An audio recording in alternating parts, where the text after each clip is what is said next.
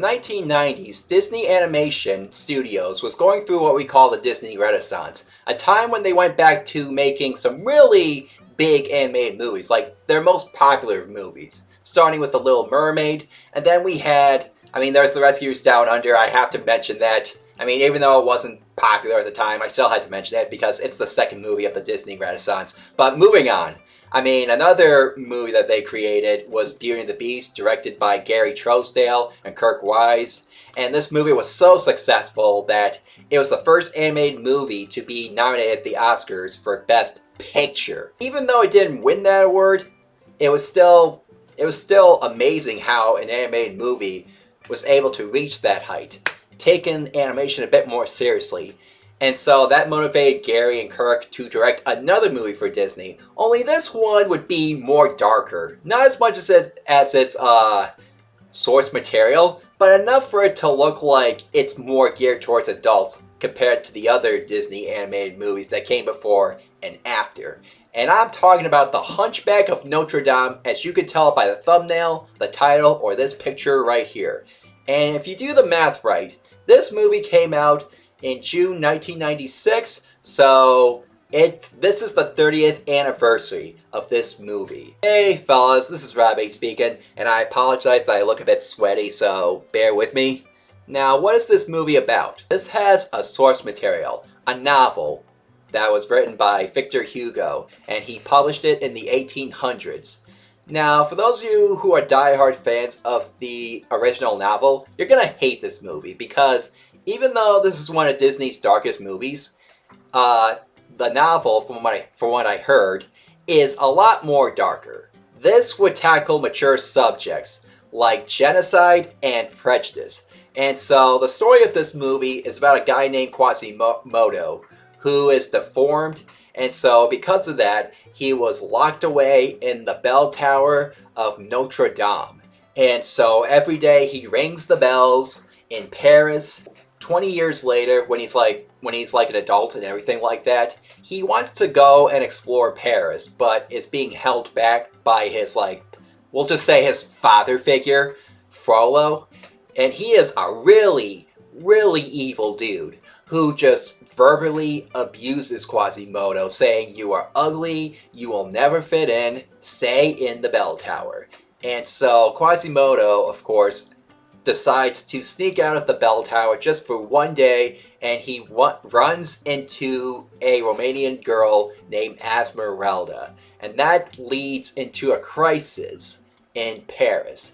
And you will see when you watch the movie, because I will not get into spoilers. Let's talk about the animation, because just by looking at this movie, it makes me miss hand-drawn animation. And to this day, it looks like it came out a couple years ago and not 30 years ago. So we have the backgrounds, whether we're in Paris or we're in the Church of Notre Dame in the sanctuary, or when we're looking down at Paris from the bell tower. Or we have some character designs, like how some characters look a bit cartoony, like some background characters or the Gargoyles, but the main characters, like the major characters like Esmeralda, look like real people, similar to how all the way back in older Disney movies where they animated Snow White and the evil queen to look realistic. You know what I'm talking about. And one of my favorite animated shots in this movie is when Quasimodo is swinging down from the bell tower from a rope like he's fucking Tarzan. You know, I don't want to give away spoilers, but that scene is one of the best I've seen from this movie. Maybe even one of the best from the Disney Renaissance. And now on to the songs. Now, this is a musical, clearly, similar to all of the other Disney movies. Well, most of the other Disney movies. But the songs are not catchy, nor are something that your kids would hum. Instead, the songs feel a bit more powerful, pretty much like a chorus, like Hellfire being sung by Frollo, or Quasimodo singing about how he wants something, how he wants to explore the city, or how Esmeralda is singing to God about helping her people. But they're really, really good. Even if these songs put the story on hold, they give the characters more meaning, like how it helps you understand them more. their arcs and everything like that. Let's talk about Quasimodo for a moment, because Quasimodo is a good main character. I mean, yeah, the movie is forcing us to like him, but I mean, we're gonna like him either way, because we want him to win. We want him to succeed, especially when we have someone like Frollo. Like, seeing Frollo just abuse him, the more we just want to root for him, similar to Cinderella.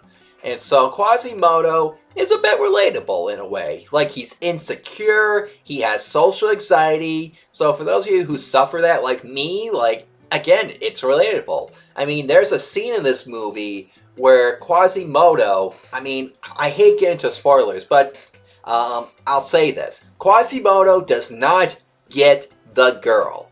And the way they handle that, I mean, we've all been there. That scene where Esmeralda is kissing someone else and Quasimodo deals with that. Not many movies tackle that. And this movie is not about Quasimodo falling in love. It's about Quasimodo being socially accepted and making new friends. And then we have Esmeralda. Now, for those of you who know, who've been around the channel for a long time, you know I love watching anime. And usually when it comes to anime, like every anime that I watch, I usually pick a waifu, unless if I hate the anime.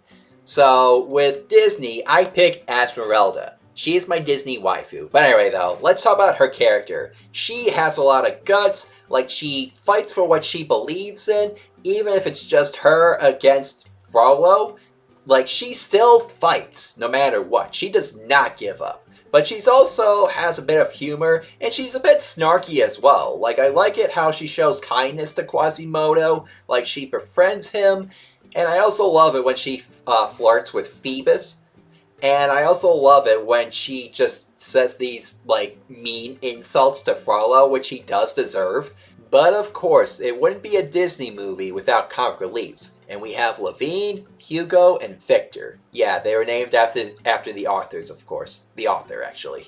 They do get a few laughs out of me once in a while, but I feel like they take away from what the movie's about, the serious moments. Because these guys, you get to these guys, it's like they were made to cater to children. And maybe they thought like, oh, because we have the Gargoyles, this is a family movie. And it's like they don't fit in with this equation. Like, especially with this musical number that they have, A Guy Like You, it feels like not only does it put the movie on hold in an unnecessary way, but it's in the middle of the town being on fire. Like, if this song was earlier in the movie, like say, like after a certain scene, like the first act, maybe it would have worked. I feel like when Disney was on that trend to making the most funniest of comic reliefs, especially with Robin Williams' Genie and Aladdin, or Timon and Pumbaa, like, oh, let's make the Gargoyles. They'll fit in so well, kids gonna love them, they're gonna buy the plushies and everything like that. And, I mean, I don't think I would mind that, but I wouldn't go out of my way. So, sorry. And then we have Phoebus. Now, Phoebus is a character that I grew to like over time. I never disliked Phoebus, but he was never someone I got crazy over until I just kept enjoying him as I got older. Like, he's funny even though he's not the comic relief. Like, when he interacts with his horse Achilles, he says sit like he's a dog. I also like it when he interacts with Esmeralda and they just have this great chemistry. And I also like it when he argues a bit with Quasimodo, kind of similar to how Han Solo and Luke Skywalker argued with each other in A New Hope. And I also like it when he knows when to do the right thing. Like, that's who Phoebus is. Like, he's just an inspiring character. And last but not least, we have one of the best villains, not just for Disney, but one of the best villains in all of movies, just entertainment in general, Frollo. Now, Frollo is an asshole, and we love him for that. Like, whenever people talk about this movie, they talk about Frollo mostly, because everything that he does is so unforgettable. Even though he's not a magical being like Maleficent, Frollo is one of the most dangerous just by how realistic he could be. There are people out there like Frollo, and so with Frollo's case, he does all these nasty things like killing people, hunting them down, burning buildings, everything like that. And he makes excuses like, I'm a man of God, I'm entitled to doing all these things. And sometimes he'll blame others for it as well, like, this person corrupted me, and not to mention the voice actor Tony Jay does a really good job portraying this villain. It might be one of the best performances I have ever heard in a Disney movie. Now, if I were to rate this movie right now, it would probably be a 10 out of 10. Even with the Gargoyles, I still think it deserves that rating, that score. I mean, everything that this movie does so well, the really, really good scenes. I mean, it's some of the best that Disney has ever done. And they would never make a movie like this today. They would not dare go this far again.